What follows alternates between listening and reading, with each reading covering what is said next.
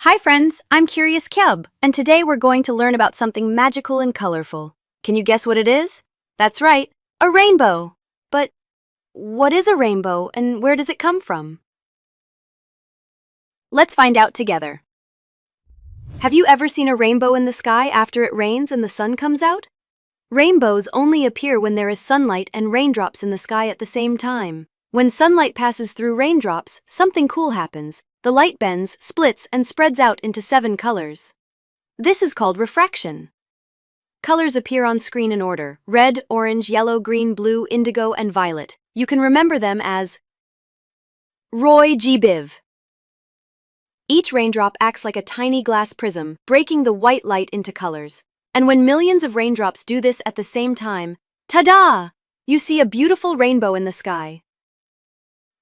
Fun fact: did you know no two people see the exact same rainbow?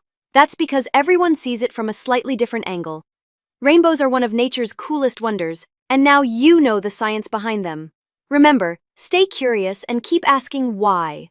Until next time, Cub Club, stay bright and colorful.